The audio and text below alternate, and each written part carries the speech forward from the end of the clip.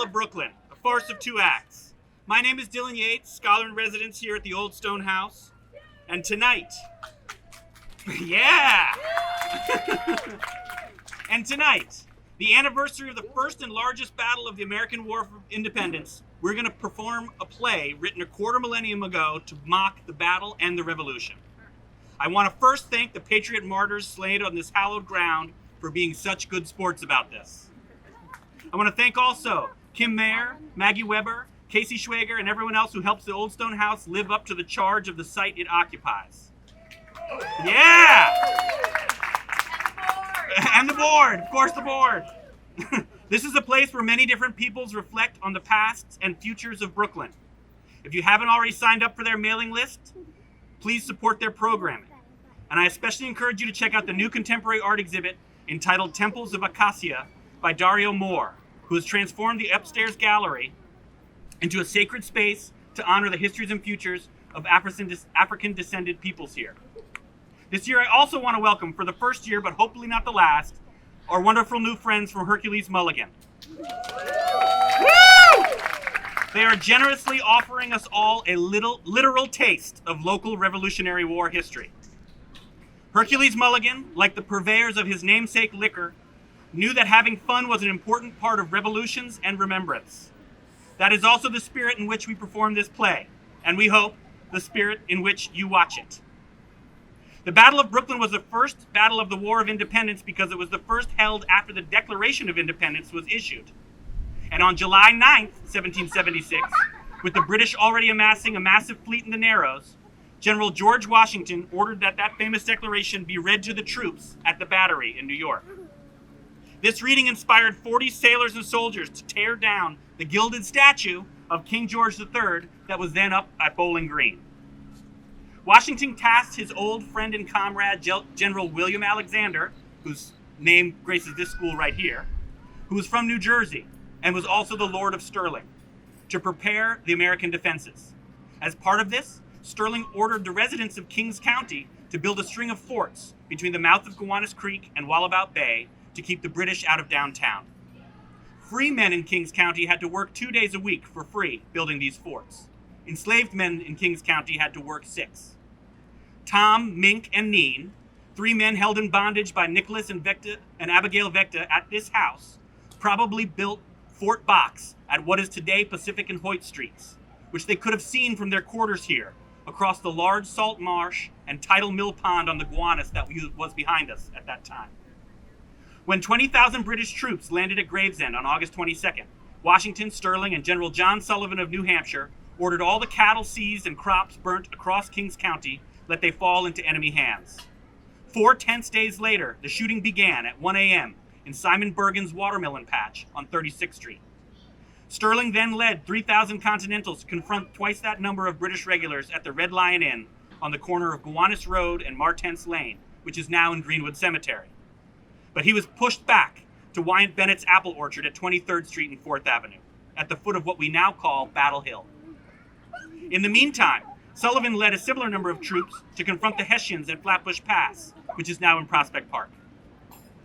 Unbeknownst to Sterling and Sullivan, this was all just a distraction. Overnight, 10,000 British troops the Americans didn't even know about took the King's Highway to the outskirts of Bushwick and then back west on Jamaica Turnpike, which we now call Atlantic Avenue.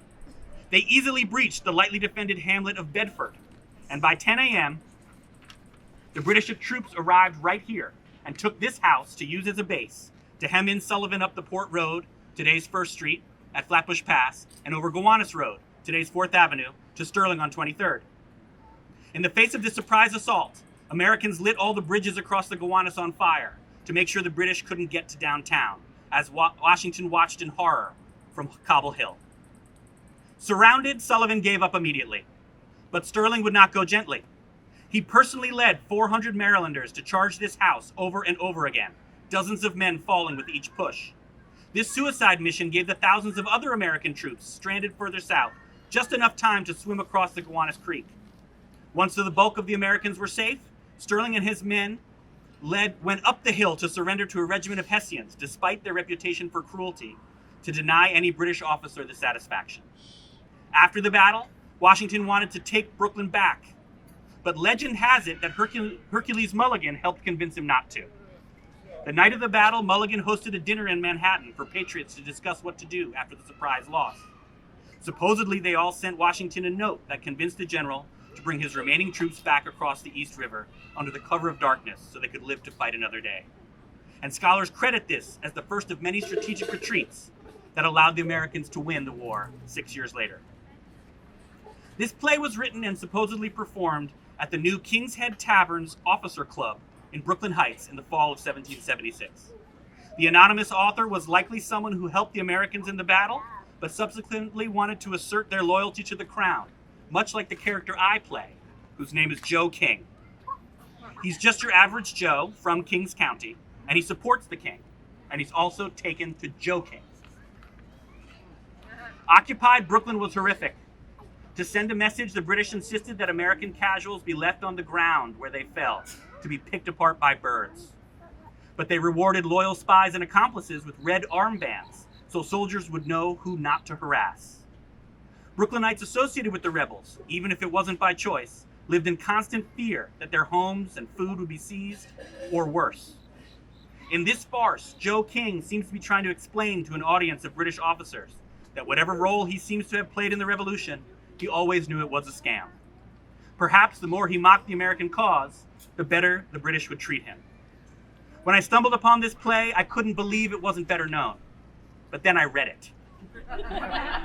It was nearly unintelligible, but included amazing local details, as you'll soon see. So I cut out confusing elements so the rest could shine, and I added a narrator for clarity. But all the words the characters say are in the original. And to maintain that level of historical accuracy, and since this play was performed at a tavern in wartime, we decided not to completely memorize our lines, and we'll be reading from these reproduction scripts. I think this play is historically important and hilarious. It mocks the founding of a nation that many of us are rightly frustrated with. But it's also only really funny today because the ideals of the American Revolution remain so strong, even if they are not fulfilled.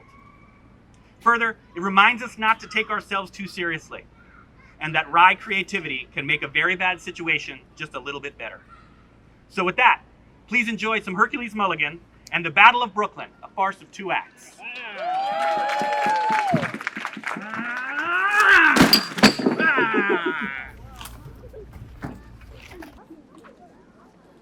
Here we find Lord Sterling and his attendant, Joe King, at an apartment in Brooklyn Heights. Washington had befriended Sterling during the French and Indian War and made him a general soon after the revolution began. Joe! That is Joe! Oh, damn the fellow! Where could this king be? Why, here, my lord. Devil damn me, sir. Pray, who do you damn so? Oh, my dear Joe! The cares that distract and split this poor head of mine! Split? Yes, by heaven. Drank enough last night to split the head of an Indian. Oh, insolence! In future, know me for your master, your lord. I must hold a candle to this devil. My lord, I ask your pardon. I meant no harm. You know I am given to joking, and you formerly encouraged me in it. Oh, forgive me, honest Joe. The public cares so hang upon me that they quite destroy my constitutional good humor.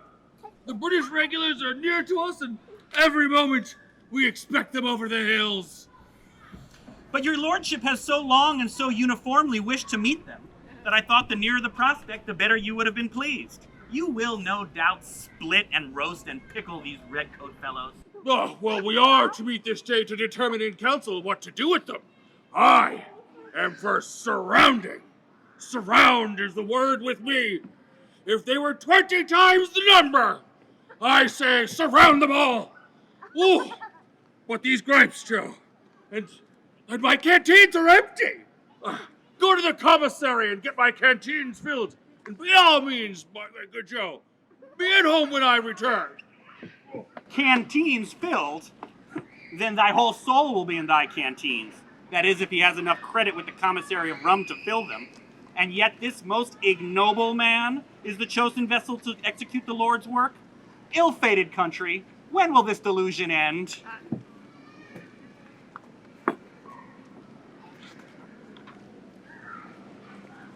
Here we find Noah, General John Sullivan's attendant at Gowanus Heights, awaiting the British assault.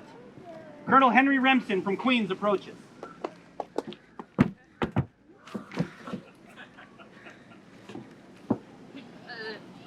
Oh heaven! He is wounded and out of his senses. Dear Colonel Remsen, can you speak? Oh, dear God, what merciful escape I get this time. Gentlemen, have you seen my regiment? No. Where did you leave it? Oh, Lord help us. How near is the enemy? oh God, oh God, oh God. Come the blood out of me in any place? Blood? No. Nor can I see anyone coming after you. Your hurt, I fancy, is fear, Colonel. Your wound must be sought for in your breeches. Compose yourself and tell us what has happened. Well, I will tell you then. I was, yes, now, when the head of my regiment close up Sean Van Dinen's field. I keep my eye up aerial mortars laying. I see, just by the ground, something creep. I say, my regiment, take care of yourself, boys. They begin to run. My horse, he see the danger too. He carry me off. God know I got here. The rest, I believe, are all killed or taken prisoners. Killed? No, nor any of them hurt. Well, except 4 or 5 you rode over. What, there was not a British regular within a mile when you took fright. Oh, you ungodly coward! Here we find Elizabeth Phillips Gates, the wife of Washington's most trusted generals, and her chambermaid, Betty, in a room at Brooklyn Heights. Loyalist newspapers reported that Congressman Benjamin Harrison procured prostitutes for Washington. After councilmen, General Gates will wait of you, till he begs your patience, as the time is near that he is to meet the rest of the generals. Your counsel! A pretty collection of counsellors indeed. But since it must be so, you shall give me the narrative of Harrison and your general, my dear sweet chambermaid. It will beguile the time. $50 and hard ones too, with the promise of 50 times as much, was irresistible. But oh, the nasty beast! I almost puke at the recollection. Harrison is such a slobbering, odious, unsavory smelling creature that I wonder how any woman in the world could sleep a night by his side. Oh, and yet you see that $50 hard made you put up for a night with all the inconveniency of bad smells. A night? Your ladyship wrongs me very much. Why, Harrison snored within an hour, and the first snore was a signal for my retreat. I am sure I should have been a corpse if I had been obliged to stay the night. Oh, and there your affairs ended with Harrison, did they not, Betty? Yes, my lady, for when Harrison found I could not abide him, he promised to introduce General Washington to me. The general was a very pretty gentleman, and I consented to it on purpose to get rid of Harrison. The general is the sweetest, meekest, melancholy gentleman, and then he is such a warrior. Oh, ma'am, I shall always love the general. Oh, and among his other qualifications, the most liberal. Why, my lady, I will tell you honestly. His Excellency gave me a $30 bill. He assured me it would have been more, but that he was obliged to repay Harrison the $50 hard that he had given me first. Now, ma'am, is not Harrison a dirty fellow in every shape that you can view him? Well, no great things sure, girl, to be sure, but from your account of him. Neither is your meek, melancholy hero Washington, from my own observation. Oh! Lord, ma'am! Did Washington not order the King's Flame to be pulled down and the head cut off? For God's sakes, ma'am, what would you have of a hero? My dear Betty, none but a little-minded barbarian would have suffered the arts to be trampled underfoot as he did in the case of the king's statue. Oh, dear husband Horatio, that you should sully your laurels in the abominable cause of Republican tyrants and smugglers in power. To be a renegade for such miscreants, it almost distracts me.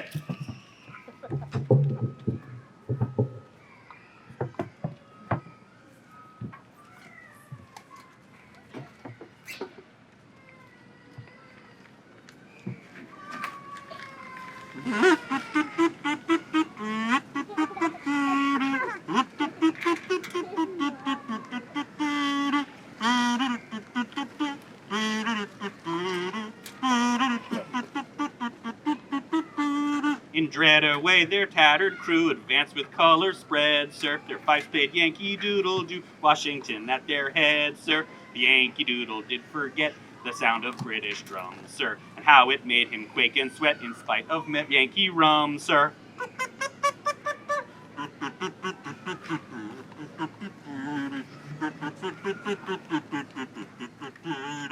Here we find Generals Washington, Sterling, and Sullivan in council atop Cobble Hill, a command center so named because it was elevated by cobblestones.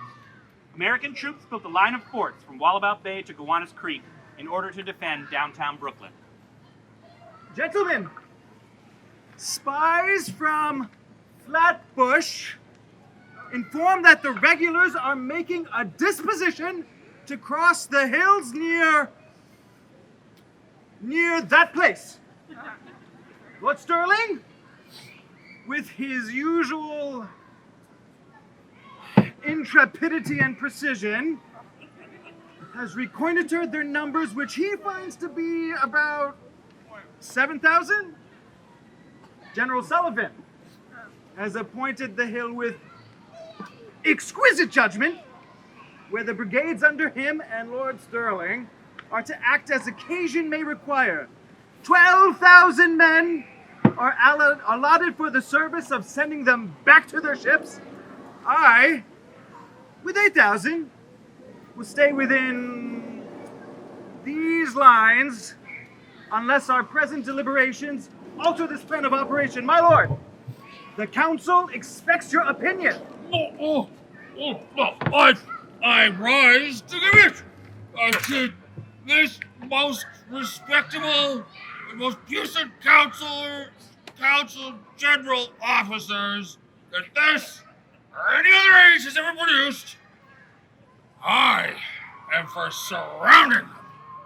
And when we've got them hemmed in, I am then for sending them to our noble commander-in-chief, who knows what to do with them. Pompous, flimsy, drunken fool. His lordship's ideas are exceedingly surrounding. I hope the practice may be as easy as the theory, and that their numbers may not exceed 7,000. But if the council holds the opinion of General Washington and myself, our deliberations are at an end, and we cannot be too soon at our different posts. Well, then, I am for my post. Gentlemen, farewell. Now, a little sober reasoning, General Sullivan. My apprehension from the king's troops, believe me, are trifling compared with the risk we run from the people of America at large. The tyranny that our accursed usurpation has made necessary, I fear, will soon make them see through our disguise. Their rage, no doubt, will be heightened by the slaughter that will probably ensue, and we, as members of the Congress, will fall the first victims of it. Sullivan, my heart never consented to this ruin of my native country.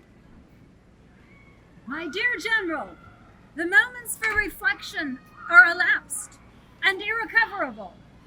Our safety is first in conquest. If that is denied to our endeavors, I am sure we can obtain better terms from our much injured sovereign than from our more injured country. Our soldiers are a standing miracle to me. They resign their thinking to us in a case where their all is at stake, and do not yet discover that we make them the engines of our power at the expense of all that is dear and sacred to them as men? I hope my dear Sullivan is in you. Every command of ground is ours with perfect knowledge of these woods. These advantages double the strength of our men. If we cannot defend these, I know of no place we can. All things that depend upon me will, I hope, meet with your approbation. I shall aim to infuse such sentiments into the troops that our next meeting may be ushered in with greetings of congratulation. To then, my dear General, farewell.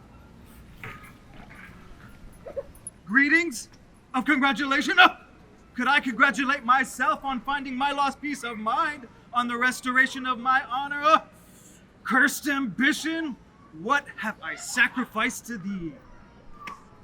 Whoa, whoa, bless me, so late, and my engagements to a lady not complied with.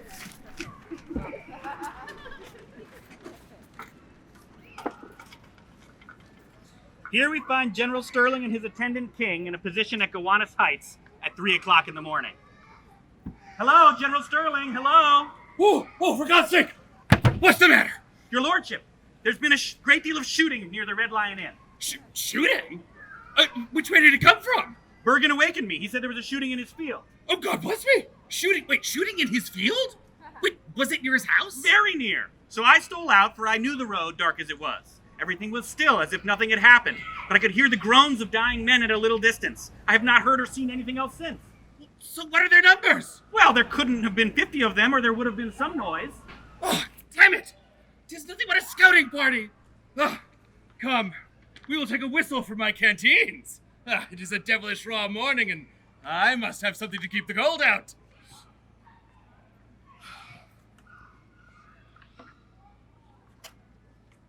Here we find General Sterling and Sullivan on a hill above Gowanus Creek at around noon. All morning, the British slowly pushed Sterling from the Red Lion Inn north along Gowanus Road, and Sullivan from Flatbush Pass east along the Port Road, and they have now joined forces. Well, my lord, will you now make a disposition for your favorite scheme of surrounding? Oh, for God's sake, dear General, don't mention it. I did not expect them this way. Let 4 brigades immediately take post in the bottom and extend as far as the stone house upon the left. If they should force these brigades to the hill, we can easily maintain this post against the united force of Britain without loss, and make the retreat to our lines, when we please, unmolested. Look. The regulars are nearly up to them. Oh, you'll see. They will push directly, General. I see they do push, but it is with their bayonets, and our men are scampering towards us. Oh, dear General, what shall we do now? There is nothing to obstruct us in our rear, my lord. We will retreat in good time. Oh, Lord, I'm done. Ruined, destroyed. Amazement! What ails the man? In the rear! There, in the rear, the regulars! Oh, no retreat? No retreat? Oh, General Sullivan! General Sullivan! What do you think of it now? I think that we heaven-born generals are apt to lead our troops to the devil. Oh, but my dear General, what shall we do? Just what you please. Every man is now his own general. So, gentlemen, farewell. Oh, Lord! Incline their hearts to mercy! I hope that we are not of enough consequence to be hanged! Here we find Noah to be joined by King in a room in Brooklyn Heights after the American retreat across Gowanus Creek. Notwithstanding your dirty condition, Mr. Noah, I congratulate you on your safe arrival into your old quarters, neither holed by musket balls nor swelled up with salt water and creek mud. Thanks to my activity, I am not crab's meat with the rest. Welcome, Joe. Dripping from the creek, I see, but I am glad to see you are alive. Confirm it that I really am alive, for I have some doubts about it. Don't you know me then? As well as I know myself, Noah, but are we not both in the other world? Why, men, look about you, and you will find this to be the very room that we have inhabited for some time past. Behold, Joe, this pocket bottle, one half of all of its contents, I prescribe for your conviction and restoration.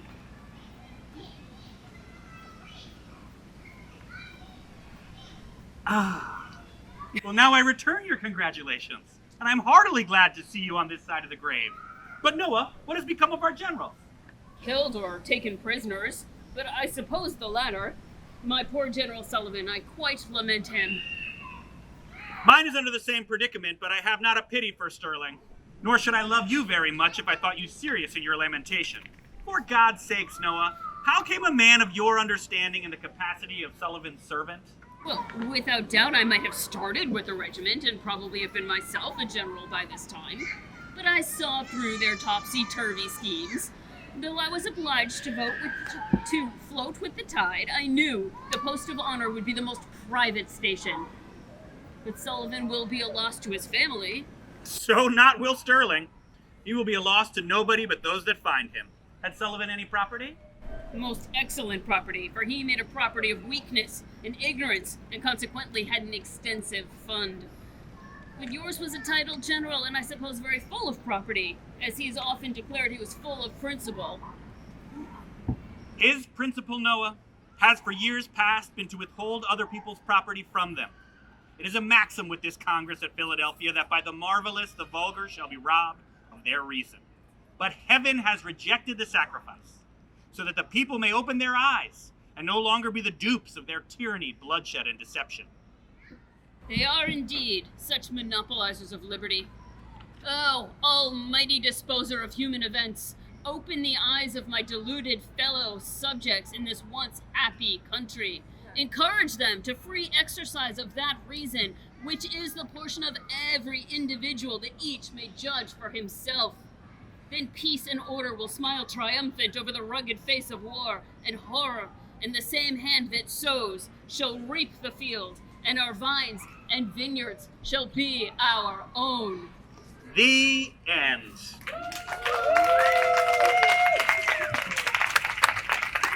Thank you. Thank you everybody so much for coming. Thank you, Old Stone House. Please, cast, come back up.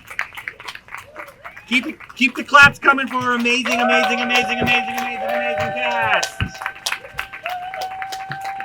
We have Pam Karp as Noah, servant to Sullivan.